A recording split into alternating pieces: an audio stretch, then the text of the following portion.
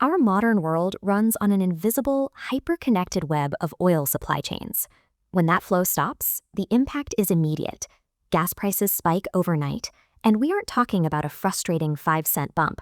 We're talking about a sudden, mathematically terrifying jump that makes you consider selling your car just to afford the fuel for it.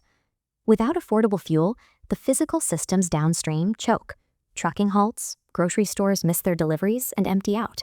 Eventually, the massive high-voltage power grids that span the country start to act like a toddler having a meltdown. They get unpredictable, loud, and then completely silent.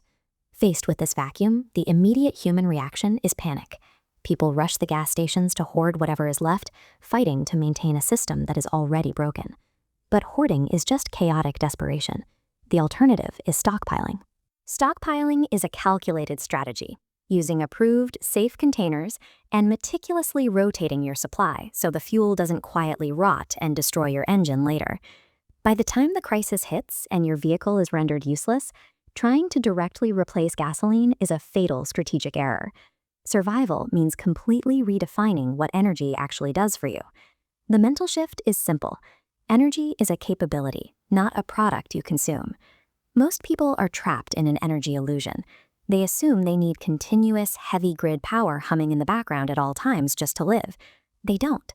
Looking at this diagram, you can see how a house's massive, tangled energy demand collapses down to what actually matters. To survive, you only need to support 4 isolated functional pillars: light, communication, food safety, and temperature management.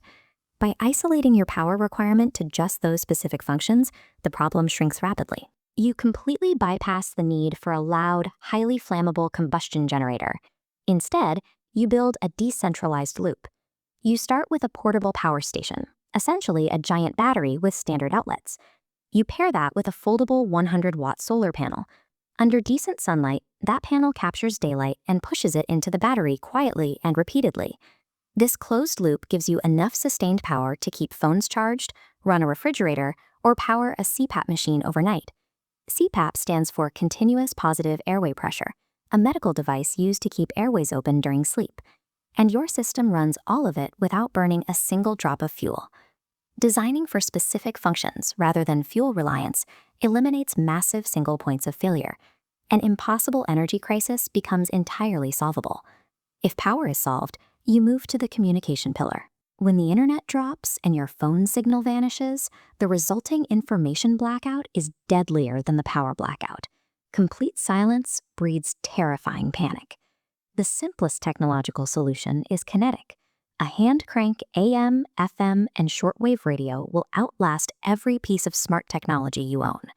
Shortwave bounces radio frequencies off the ionosphere, allowing you to pick up international news and emergency broadcasts without a single bar of commercial cell signal.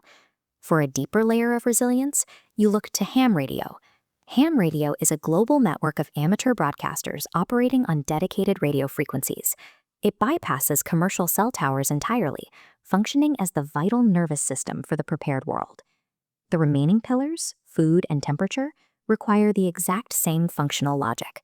A pantry full of shelf-stable food is stored energy requiring zero refrigeration. Heavy insulation and simple weatherproofing beat brute force heating from dead grids.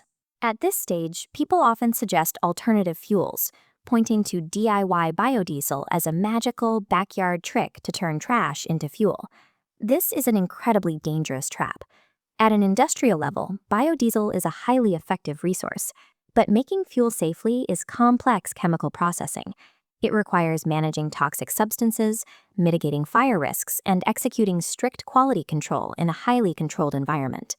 Relying on untested chemistry while under severe stress is a fast track to destroying your engine and stranding yourself.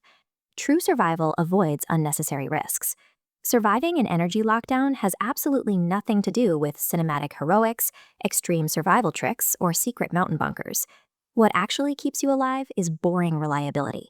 You want to engineer personal systems that are designed to fail slowly and predictably. Historical energy shocks and grid failures prove that geopolitical dominoes fall in slow motion. The world ends in stages. Doing the unglamorous work ahead of time buys you critical options at every one of those stages. storing water, and learning emergency communication protocols, and manually bolting decentralized solar panels to your roof builds a physical buffer between you and the crisis. When the blackout hits, having those options yields the most powerful advantage possible: absolute calm. The unprepared world outside panics, the grocery store shelves clear out, but you have water in the barrel, food in the pantry, and a battery quietly charging in the sun. The grid goes down, but your lights stay on, proving that survival is a choice you make long before the crisis begins.